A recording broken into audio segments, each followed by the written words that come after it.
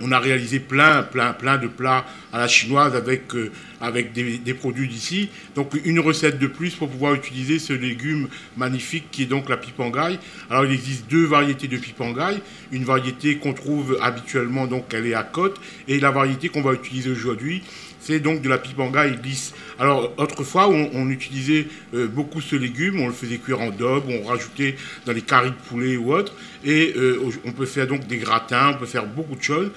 Et dans la gamme de la cuisine chinoise, bien entendu, ça reste un légume privilégié pour une cuisson rapide au wok. Donc on va faire tout simplement un sauté avec du poulet. Alors ça aurait pu être du poisson, des crevettes ou du porc. Donc une viande ou un poisson légèrement découpé en morceaux, mariné, puis sauté. Alors au niveau de la marinade du poulet, bien entendu, donc on va mettre du sel, du poivre, un tout petit peu de sauce de soja, un petit filet d'huile, et puis bien sûr du poivre. Alors on peut rajouter effectivement, donner une petite note, une touche un petit peu exceptionnelle. On va rajouter aujourd'hui du poivre de Sichuan.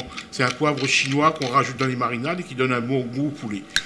On peut rajouter éventuellement là-dedans de l'ail ou du gingembre écrasé, ou les deux.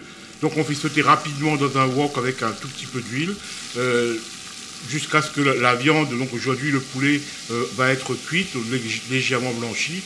On va rajouter dans le poulet des feuilles d'oignon, de l'oignon sec effeuillé, pour pouvoir avoir une garniture un peu plus complète, un peu différente. Donc on va rajouter des oignons effeuillés, on peut rajouter du blanc des oignons verts, on peut rajouter d'autres petits légumes pour accompagner, pour donner une note de fraîcheur à ce plat. On rajoute aussitôt des petits morceaux donc, de pipangaille découpés en biseaux à l'intérieur, sautés rapidement à feu vif. On va donc rajouter bien sûr du sel, du poivre. Et on va terminer comme n'importe quel autre sauté à la chinoise en rajoutant un tout petit peu de sauce d'huître, quelques gouttes d'huile de sauce de soja, éventuellement de l'huile de sésame à la fin.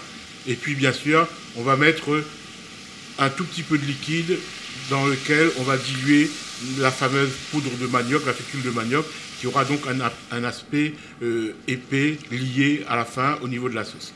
Voilà, donc un sauté très facile à faire, très facile à réaliser, et une occasion de plus pour manger ce légume qui reste un légume traditionnel, un légume typique de La Réunion, et en même temps, il nous apporte tous ses bienfaits au niveau de la nutrition, surtout de ne pas trop faire cuire. Il faut absolument que ces légumes restent légèrement croquants pour pouvoir bénéficier de tous ces atouts.